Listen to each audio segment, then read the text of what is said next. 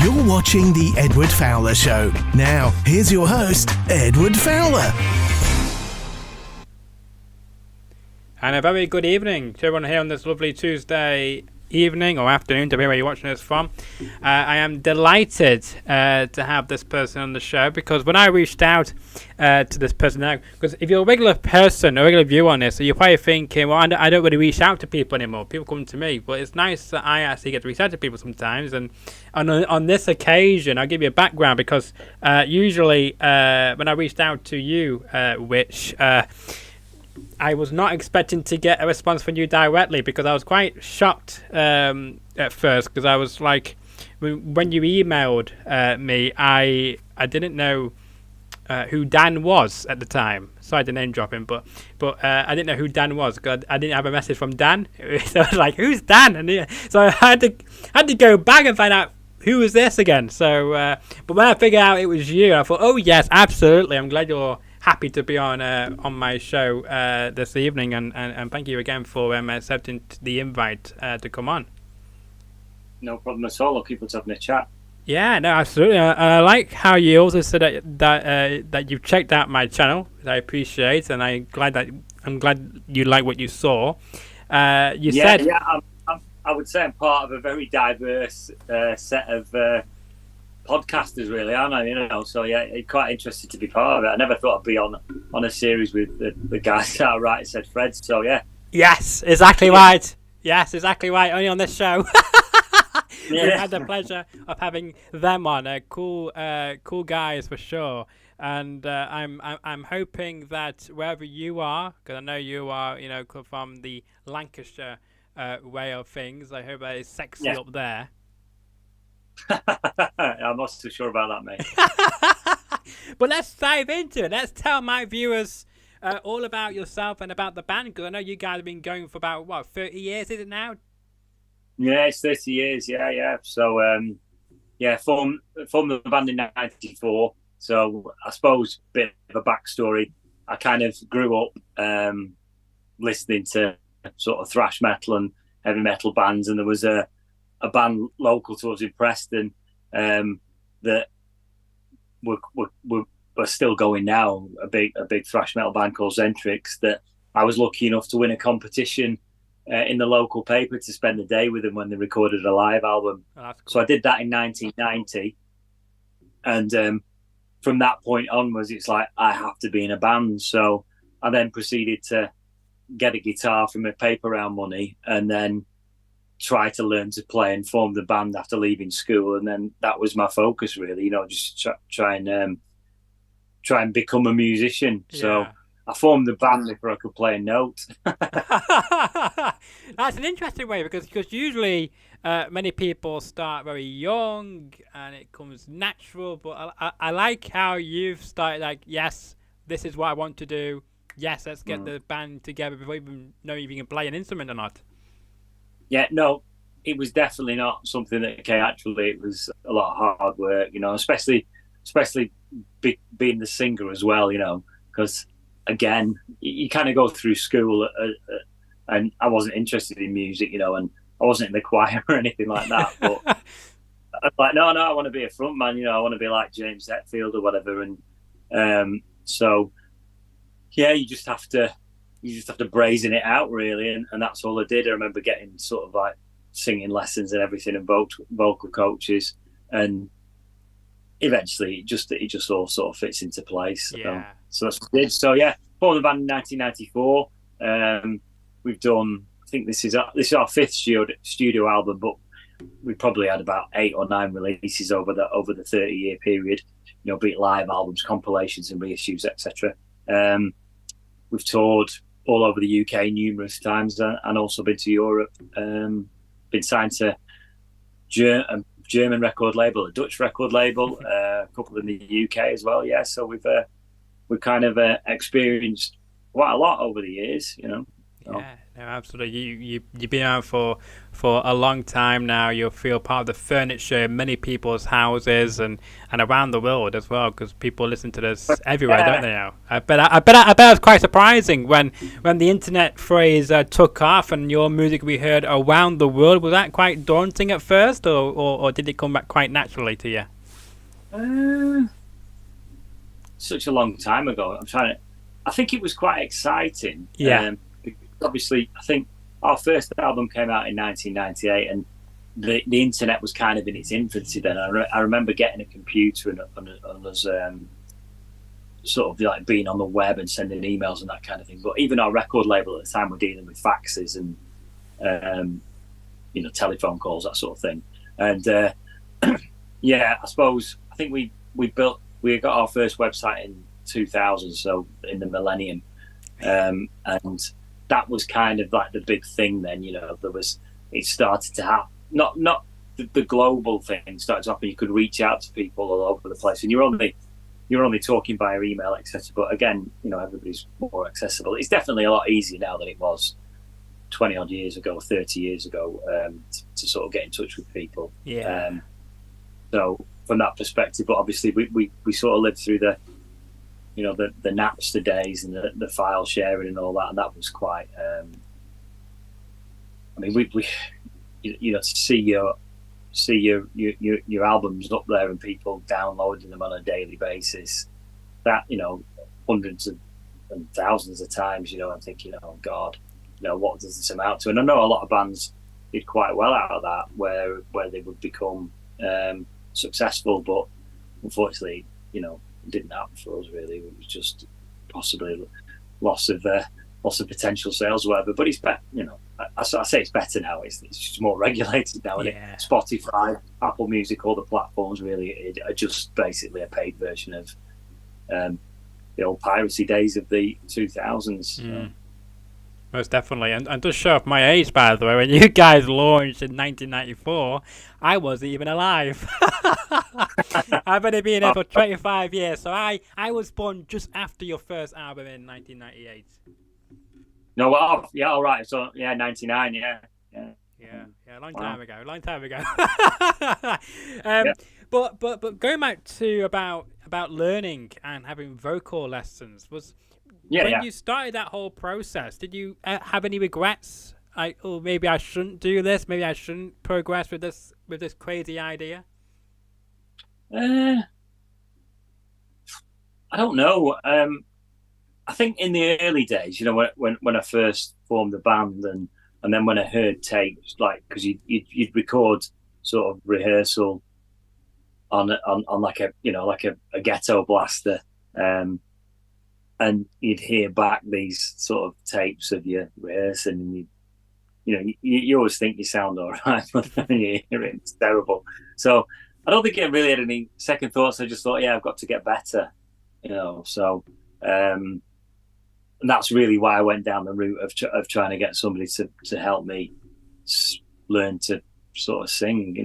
Not Pavarotti or anything, but you kind of, those techniques are the same. It's obviously slightly different being in a metal band to, a pop band, but you're still using the same muscles, and the techniques are still the same. You're just using more of your throat, yes, vocal cords, etc., and to get that more sort of raspy sound. So, I never really thought. I mean, there's obviously periods. So, when you're first in the studio, etc. Because I think the thing is about being a musician and being in a band, you always think there's a magic button somewhere, or there's something that will happen that will trigger everything, and everything will become easy to achieve, and that just doesn't exist. So you go in the studio, you start recording, and you think, oh yeah, when we play it back, I won't sound like I sound like in the rehearsal room or on the tapes, whatever. I'll sound like a real singer, and then it's played back and it's like, no, it still sounds like me, and the things I was still bothered about are still there. That's a quite a steep learning curve really, and you spend a lot of time kind of reflecting on it and a bit disappointed. So And then eventually, I suppose you just become. Of course, it's like anything, isn't it? You just get used to how you sound, and then you when you hear yourself, you sound like you expect yourself to sound, and then you're more comfortable, I suppose. So yeah, that's very true. I don't really think that I don't really sound much different. I don't think now than I did. Probably a bit deeper, but I don't really sound any different to what I did in 1998. But I'm definitely more. I can listen to things now and not cringe as much as I did. Yeah. But I guess you probably get used to it. But I couldn't listen to even myself even talking back. I don't know. I guess you must have been. I guess you're fine with how you sound nowadays. But I mean, a lot of people who I know don't like to listen back to recordings of themselves because the way we think we sound is completely different to how it comes out, doesn't it? If that makes sense. Yeah, totally. But I think being in a band and being a front man, you're so used to hearing your voice over a PA or coming back via the foldback by the front of the house monitors or whatever, that you know what you sound like. So there's no real surprise. Obviously, as I'm talking to you now, I'm hearing myself through my bones. You know what I mean? I'm not hearing it. You're not hearing it. Yeah, exactly. Yeah. But because I've kind of reconciled that sound that I hear today, because I know what I sound like over a PA, so my voice sounds the same. But then you just get. It's like anything, isn't it? The older you get, the more comfortable you get. You know? Yeah. No, absolutely. Because you get more knowledge, you get more experience, and things that may bothered you 30 years ago might not 30 years later. Yeah, that's true, mate. Yeah, that's true. Let's talk about, because I know you've got an exciting, I guess, few months coming up, and talk about this, because I saw that you guys were plugging this. So of course, Embrace the Darkness, not the tour bit, but the other piece of business which you guys have been promoting a lot recently. How is the reaction going to it, by the way, so far? It's been absolutely incredible. I think we're blown away really with the reception that the album's got, and the reviews that have started to come in now. Everything is really, really positive. We've always been quite lucky in terms of people's reactions to the things we've released before, but this time it just feels a little bit more special. Maybe it's because it's off our 30th anniversary, or we're just a bit more comfortable with this album than perhaps we were with the previous ones. But we've actually, with this release, we've set up our own record label. Previously, we've always been with, as I mentioned earlier, with all the record labels, etc. So we kind of licensed our music to them. But this time around, we decided to go on our own. So I think it makes it even that little bit more. Feel like you feel a little bit more rewarded and proud, really, of what you've done, because you own it all. It's our responsibility to make sure it's available on Amazon and and all the other record shops. It's our responsibility to make sure it's on all the platforms, and we've achieved that and we've done it. So I think that's been for me, the album aside, it's just like another tick in the box, you know what I mean? So we could do it, and we've done it. So I did check it out. I did check it out on Amazon earlier. I think it's around £13, I think, on Amazon. So it's not too bad of a price. It's good pricing that. But I did check it out on Amazon. I thought, wow, yes, this is great. It's everywhere, and you can buy it. Cheaper, come to us directly on our website. It's £12.50. Well, there you go. Sign it. There you go. So no, Amazon, and the vinyl's on Amazon as well. I think that's a bit more expensive. Yeah. Well, it makes sense because you've got to ship it and all that business, but at least it's on everything. So it's on CDs, vinyls, you name it, they have it. Because there's many artists that I featured this year, and some have it on vinyl and some haven't developed that yet. They think, is it in the trend still? But yes, it definitely is in the trend where people now are buying vinyl. Just like they were 30 years ago when you guys were getting onto the scene more and more. No, there was no vinyl had kind of died at that point in '98, so there was nobody really putting anything out on vinyl. It was all CD, and I remember sort of like when it started to come back around. It's probably maybe 10, 12, maybe 15 years really that it started to come back as a format. And our last album, The Truth Behind the Lies, was the first album that we actually had a vinyl version of. So we were adamant that, you know, we can't take a step back now because the last one was in 2 formats, so we've got to do the same. Yeah, so makes sense. A leap of faith from our perspective to say, you know, can we afford to do this? Because it is expensive, you know, to produce vinyl and CD. But CD's double what it was 10, 15 years ago. Yeah. And vinyl is like 3 or 4 times. So you kind of need to know that you're going to shift that amount to break even. So yeah, that makes sense. So I think, you know, the CD was king for years, and then it's kind of dropped. But we still sell them because I think people still want that physical product. You know, our fan base is an older fan base because of the type of music we play, and like people do like the physical product, be it the CD or the vinyl.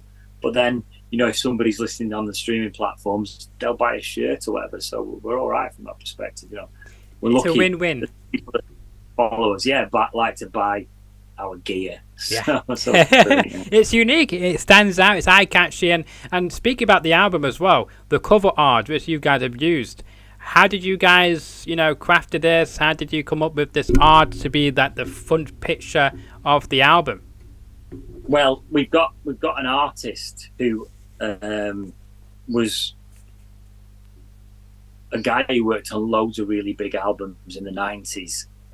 So he was on like things like The Almighty, the Exploited cover artwork, and trying to think who else he's done, Freakin' Nature, and loads of big 80s bands. And he'd retired, and then about 5 years ago, for our 25th anniversary, I basically found him on Facebook. So I sent him a message and said, look, you know, we're looking for somebody to do some artwork for us for our next album. Would you be interested? And the guy, Coot, he came back to me and he said, let's have a chat. He said, I've kind of retired, but let's have a chat. So I just basically told him the story about the band, you know, about how it's always been like pushing sand uphill, you know, for anything we've done. And he was really into it. So we sent him the albums, our previous albums, and he liked what we've done. So he basically said, yeah, I'll do the artwork. And we just worked with him ever since. So I think it's his third design for us, this one. And what we always do is I'll send him the lyrics and the demo of the title track, and then he comes up with the concept himself. You know, we kind of talk back and forth on the phone, and then he'll come up with this design, you know. So the Embrace the Darkness, one of the title track is about sort of eating disorders, etc. And you know, I think Coots encapsulated that sort of horror and mystique that there is with people who suffer from this kind of you know, mental illness, because that's what it is really. That they think by not eating they're actually making themselves look better, but in reality they're not doing. They're actually making themselves look worse, you know. So because it gets, you know, skinnier, etc. And you know. So, and I think he's kind of encapsulated that really, really well, and it ties in perfectly with the first couple of tracks of the album. Yeah, no, great story. I like how you tracked him down, and you know he was retired. Now you brought him back out retirement, so it's pretty cool that that he's now active once again in the Roaring 20s, which is quite good to see. And he's done a fantastic job. You know, he's done a fantastic job. It's eye catchy. It grabs your attention for sure, and it's good for marketing. Yeah, I mean, that's what you've got to do. You've got to stand out from the crowd. And when we talked to him, I said, it's got to be, you know, whatever you come up with, it's got to be bright. Because I said, you know, if you're on a playlist, say, for example, it's got to be your thing that stands out. Yeah. And deliver the goods. Most definitely. Because I think there's a thing now which says we've only got a you know, kind of span of so much. So it has to really... Yeah, that's it. Yeah. About 15 seconds, yeah, exactly, yeah. So 15 seconds to make an impression, that definitely does. So spot on there, all the way around.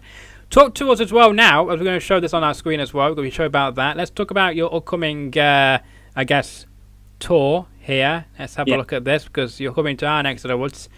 Starts in 3 days. This coming Friday night, you will be appearing live at the Pier Hat right here in good old Manchester as you kick off your exciting Embrace the Darkness tour 2024, and it ends in December, early December, in Birmingham. Good old Birmingham.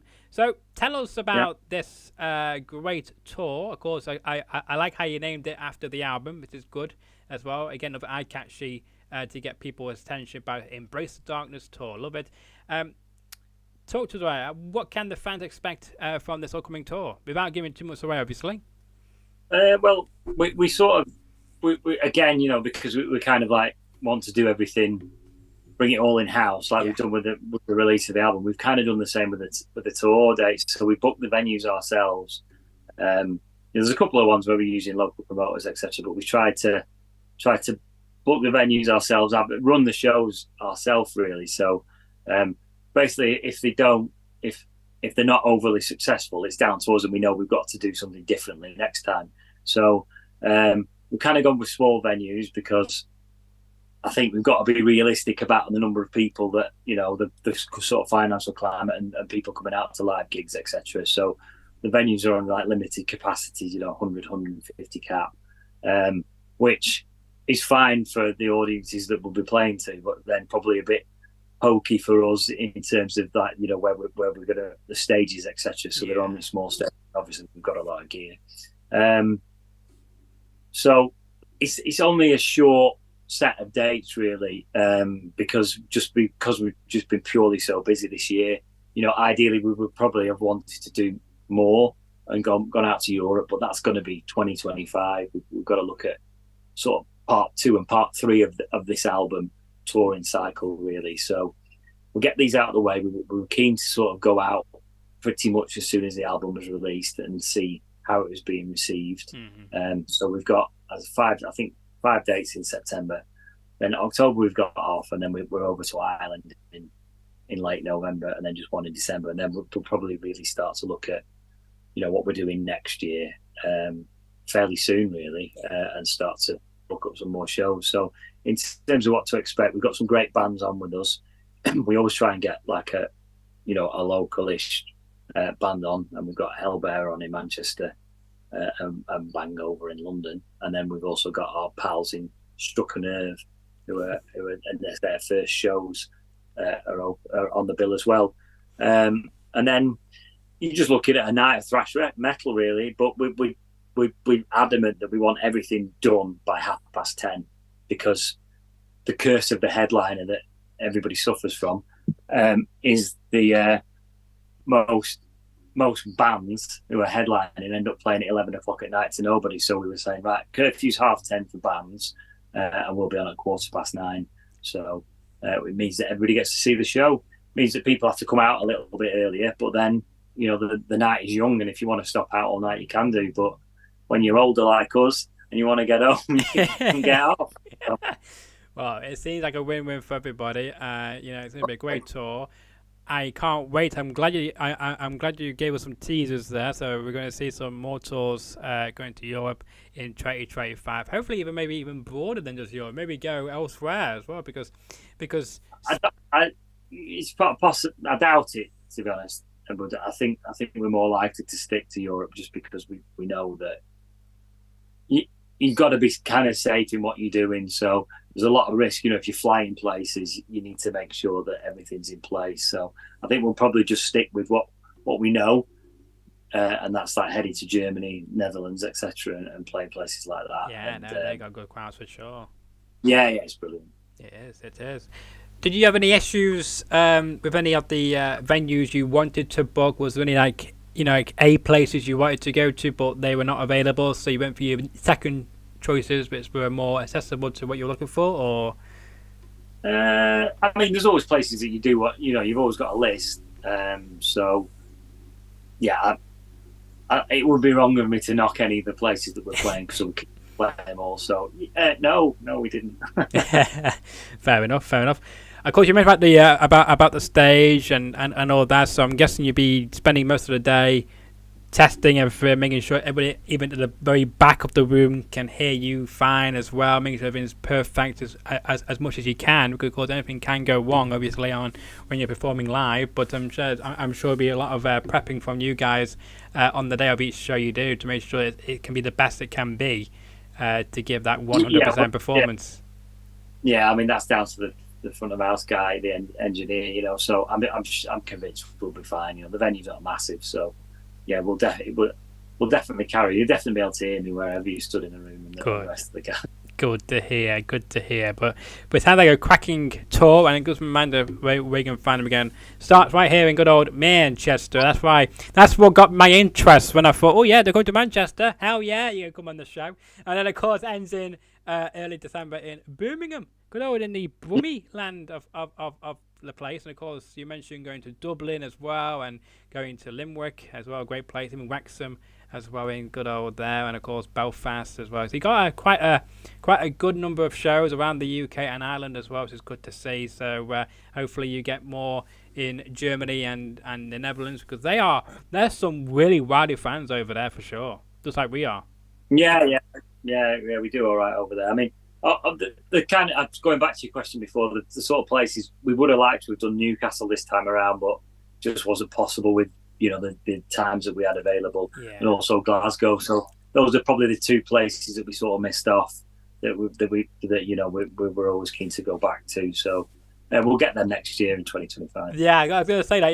Yeah, go there to try to have part of your European tour. Just drop off to Newcastle and Glasgow, and then fly over to Germany. Do that. There you go. That's an idea. Yeah, that'd be perfect. Talk to me about the furthest place where you've seen someone stream your music. Then has there been a place in the world where you thought you would have had any fans come from, and you've been quite surprised from where they've listened to you from? I mean, we've been streamed in Australia and Japan, and all over the place really. Yeah. So we sell stuff over there as well. A package went out to Japan from the pre-orders with cool. all our merch, and so I don't know. I suppose people, because the internet, the world is a very small place with the internet. So basically, you can talk to somebody in Japan on your phone. True. That's very true. Very true. So this is, from that perspective, it's as near as Manchester. Yeah. So, yeah. In that one way to look at it. Yeah, you kind of look at it like that. So yeah, I mean, we do all right in Colombia and South America and sort of stuff for streams, and I suppose anybody can listen to anything, can't they, nowadays? It's just when you stumble across you. True. That's very true.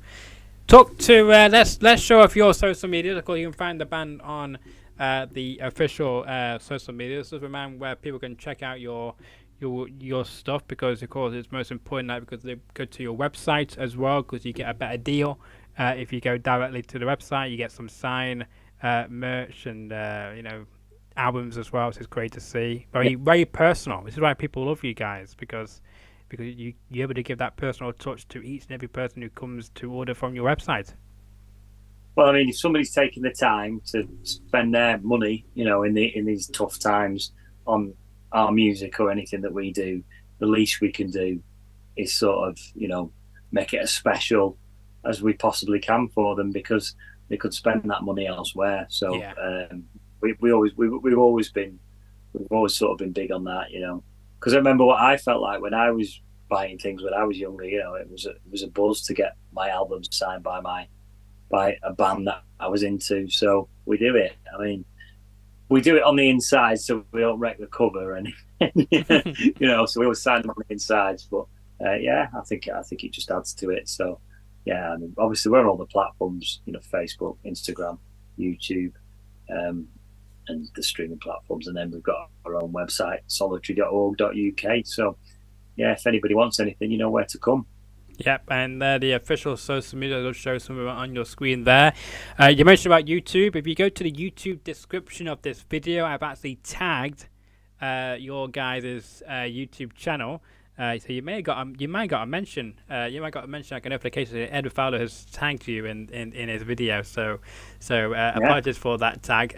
But yeah, I tagged it so that it's easier for my viewers to click onto that screen to say, yeah, you know what, tick there, and you can check them out, and then hopefully subscribe to their content and check them out and go to one of those shows because they're on tour around the UK. If you're in, and also in Ireland, so if you're in any of them locations, check them out because it will not be one you want to miss because it's going to be great. It's going to be lit, as I say, on the streets.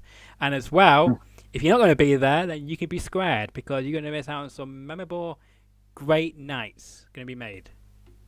Yeah, definitely, mate. Definitely. We're really looking forward to it. My final thoughts are to you. Is there anything you would like to mention, which you might think is very important that I've not mentioned, and you would like to get off your chest? Not really. I just want to say thanks for inviting me to come on and have a chat. You know, it's always nice to speak to people who are taking the time out to do, produce content, etc. And then it's always dead special when somebody says, "All right, well, we'll have a chat with Solitary." So yeah. Thank you. Yeah, you're very welcome. And so what was the appealing bit of them to accept the invite? Was it because you saw that so fun on there and thought, wow, okay, quite a good group? You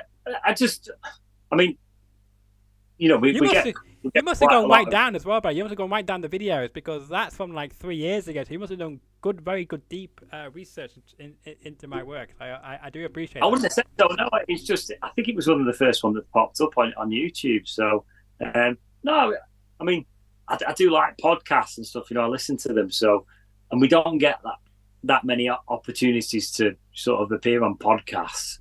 So I thought, we'll have a chat and see what it's like. Well, not see what it's like. It's good to do, yeah, no, absolutely. But I hope that you'll come back on the show again because you're more than welcome to come back on the show anytime you like. You're more welcome to. As long as you enjoyed the experience, that's the main thing. And hopefully I lived up to what you saw of the clips you saw of this channel. Of course. Yeah. Cool. But yeah, no, best luck with the album. Of course, it's available right now. You're going on tour from this Friday. Of course, you got some shows in Friday, of course, in September, and then October, and then all the way down to early December. And then, as you mentioned right here on this very show, a teaser, because I love teasers, as my audience do, that you'll be going out and about in 2025. So it sounds like 2025 will be a very busy year, maybe even busier than this year then, perhaps. On the live perspective, yes, it will be. I don't think it will be as busy in terms of logistics and management as it has been this year. This year's been insane in terms of had to negotiate, but yeah, it's all there. It all arrived everywhere on Friday of last week. So yeah, our work there was done. Perfect. Sounds good. Well, it's a pleasure having you on the show. It's been great fun, and if you enjoyed this episode, all you have to do is do me a favor. Somebody already has, so smash that like button, share the video around, tell everybody about Rich and about the band, metal, what band, you name it. It's going to be great this Friday night right here in my hometown of Manchester. Be there or you can be squared. And as well, check out the new album as well, which we mentioned. Check them all out, and it's in the description to their YouTube channel where you can find them on YouTube and across all the streaming platforms, and even buy their records through the website or any other service you can find them on. And if you want to see more of my content, then all you have to do is smash that subscribe button. Over 266 of you have already. So make me to get to 300. Help me to get to 300 subscribers today. All you have to do is smash that subscribe button. It takes 10 seconds or less to do. But until the next episode, by the way, this will be on Thursday with a bare knuckle fighter. I'm looking forward to having on the show to talk all things about bare knuckle. Once again, tune in then on Thursday night or afternoon, depending where you're watching this from. But thank you so much for watching.